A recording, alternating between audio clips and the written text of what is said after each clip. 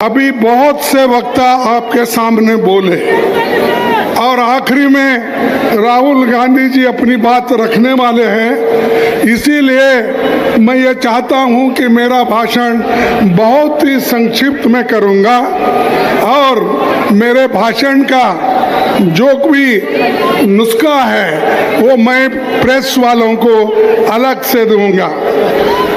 ये 15 दिन की यात्रा इस सारे पूरे देश में चली, इसकी चर्चा, और भाजपा इसको रुकावट डालने के लिए, इसको बाधा डालने के लिए पूरी कोशिश की, लेकिन बिहार के लोग, गठबंधन के लोग, राहुल जी और तेजस्वी उनको नहीं डरे और न डरते हुए पूरा 15 दिन का यात्रा उन्होंने पूरा किया। ये जो वोट चोरी का मामला है, मोदी हमेशा चोरी करने की आदत रखते हैं। वोट चोरी वो करते हैं, पैसा चोरी करते हैं, और जो जितने भी बैंक से चोरी करके लूट के बाहर जाते हैं उनको भी वो लोग संभालते हैं। मोदी जी ये वोट चोरी कराकर बिहार में जीतने की कोशिश कर रहे हैं। आप सतर्क रहना चाहिए। अगर आप सतर्क नहीं रहेंगे, ये मोदी जी और शाह आपको डुबाएंगे। जो बाबा साहब अम्बेडकर ने, जवाहरलाल नेहरू जी ने, महात्मा गांधी जी ने इस देश में वोट का अधिकार आजादी के बाद दिलाया, गरीब हो, अमीर हो या महिला हो, कोई भी हो, उनको अगर वोट का अधिकार मिला है वो महात्मा गांधी जी से, अंबेडकर से और जवाहरलाल नेहरू से। इसीलिए उस वोट को खोना नहीं, चाहे युवा हो, चाहे महिला हो, चाहे नौजवान हो, चाहे बूढ़े हो। इसीलिए मैं आपसे यही विनती करूंगा कि आज हम सबको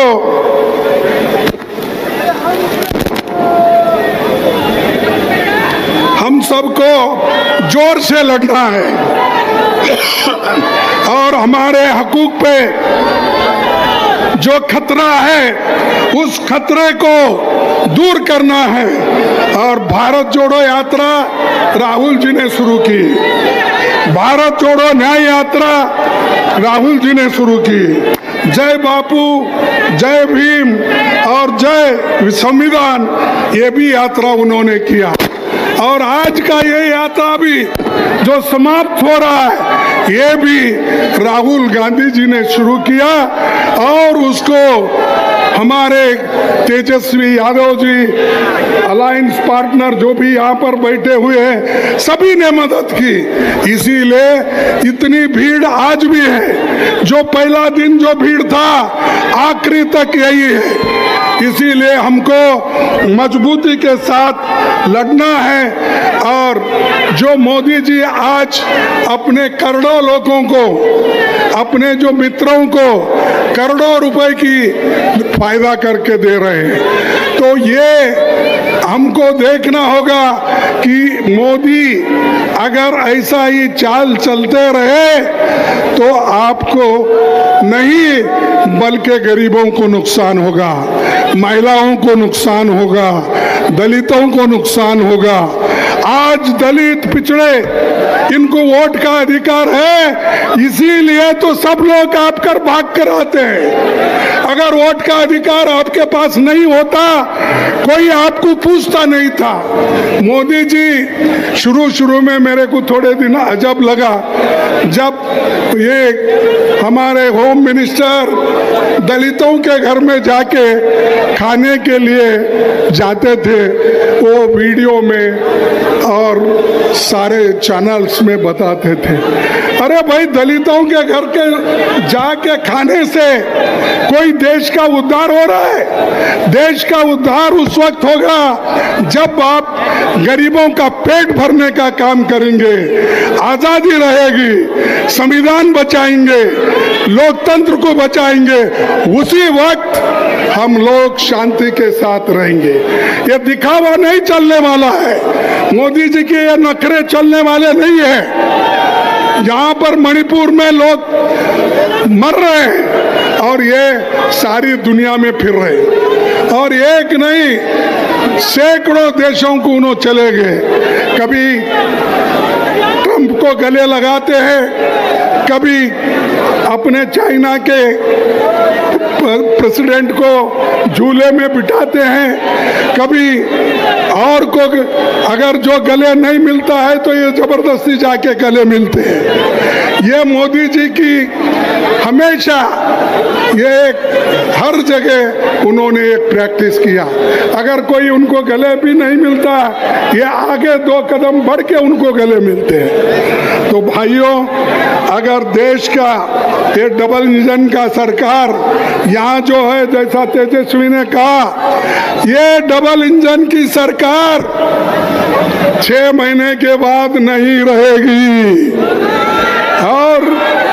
और ये सरकार जो नई सरकार आएगी वो गरीबों की सरकार होगी, गरीब महिलाओं की सरकार होगी, दलितों की सरकार होगी, पिछड़ों की सरकार होगी। इसीलिए आपको मेहनत करना पड़ता है। मुझे ताज्जुब लगा कि इतनी बड़ी संख्या में लोग आ रहे हैं यहाँ पर। सरकार के ओर से पुलिस का इंतजाम क्यों नहीं रहा, मैं पूछना चाहता हूँ।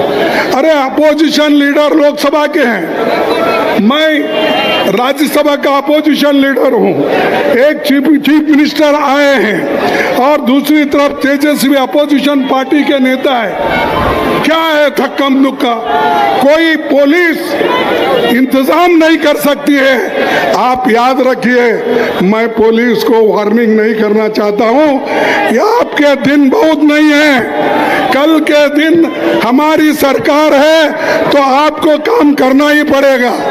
लेकिन आप अगर लोगों को धक्का मुक्की करके ये सरकार की बात सुन के अगर आप ये मीटिंग फेल करने का अगर कोई कोशिश करेगा, ये होने वाला नहीं है। हम इसको कभी सहन नहीं करेंगे।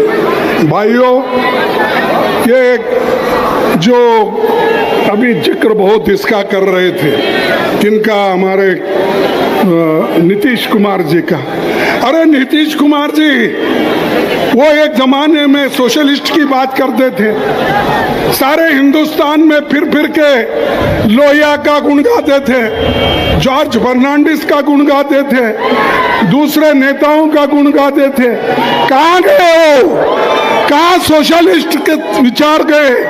अरे अब तो जाकर आपने बीजेपी के झोली में गिरे हैं, आरएसएस के झोली में गिरे हैं, और ये आरएसएस आपको वही फेंकेगी जहां कचरे को फेंकते हैं। तो भाइयों, मैं ज़्यादा वक्त आपका नहीं लेना चाहता हूं। मेरा पूरा स्पीच मैं सर्कुलेट करूंगा और आखिरी मैं यही बात कहूंगा कि जो नेहरू जी, डॉक्टर अंबेडकर, महात्मा गांधी जी ने जो काम किया है उसको बचाओ।